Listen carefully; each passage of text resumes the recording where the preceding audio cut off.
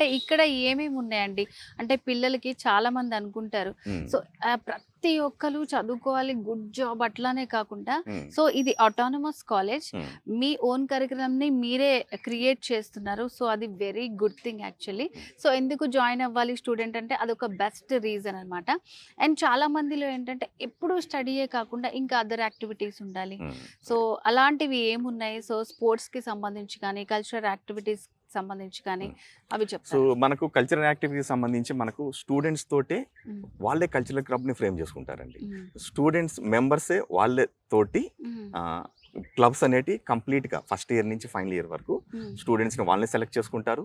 So, దీంట్లో faculties involvement ఎక్కడ ఉండదు. హ్మ్. సో, ఆ క్లబ్స్ తోటి వేరియస్ ఈవెంట్స్ ఏవైతే కాలేజెస్‌లో ఉన్నాయో అన్ని ఈవెంట్స్‌ని వాళ్ళే ఆర్గనైజ్ చేసుకోవడం, హుహు. పార్టిసిపెంట్స్‌ని బయట నుంచి తీసుకురావడము, హ్మ్. ప్రోగ్రామ్‌ని కంప్లీట్ చేయడం. హ్మ్. సో, ఇదంతా కంప్లీట్ ఈవెంట్ అంతా స్టూడెంట్స్ ఆర్గనైజ్ చేసుకుంటుంటారు. హ్మ్. సో, దట్టు కొంతమంది స్టూడెంట్స్‌ని ఔట్ సైడ్ అంటే సరౌండింగ్ హైదరాబాద్ ఇంజినీరింగ్ కాలేజ్ కావచ్చు, హ్మ్. లేదంటే ఔట్ సైడ్ స్టేట్ హ్మ్. ఆంధ్ర, మహారాష్ట్ర, హ్మ్. Next IITs, NITs.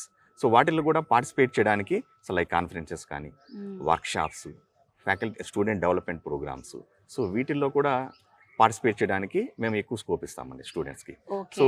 స్పోర్ట్స్‌కి వచ్చేదలికే మనకు ఇంట్రా అండ్ ఇంటర్నల్ హ్మ్. ఏవైతే స్పోర్ట్స్ గేమ్స్ ఉంటాయో, హ్మ్. సో, వాటిల్లో కూడా స్టూడెంట్స్‌ని పార్టిసిపేట్ చేసేదానికి మనకి ఇక్కడ పీడీ గారు డాక్టర్ వెంకట గారు ఉన్నారు. హుహు. సో, తనతోటి హెల్ప్ సెపరేట్‌గా తోటి ఉన్నారు స్పోర్ట్స్ కూడా. స్పోర్ట్స్‌కి డాక్టర్ వెంకట గారు అనేసి హ్మ్. సెపరేట్ మనకు ఫెసిలిటీస్ ఉన్నాయి. సో, తన ద్వారా బయట కాలేజెస్ కూడా హ్మ్. పార్టిసిపేట్ చేయడానికి హ్మ్. హెల్ప్ చేస్తుంటామండి. ఓకే.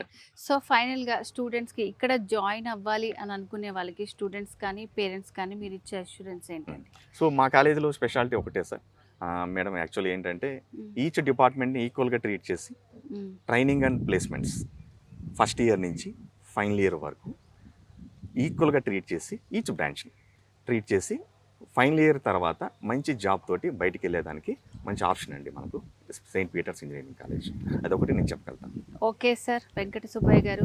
సో, స్టూడెంట్స్‌కి ఇక్కడ ఎలా ఉంటుంది? ఫ్యాకల్టీతో కానీ అండ్ అలాగే స్పోర్ట్స్ విషయానికొస్తే సెపరేట్‌గా వాళ్ళకి కెరియర్ పరంగా ఎలా ఉంటుంది?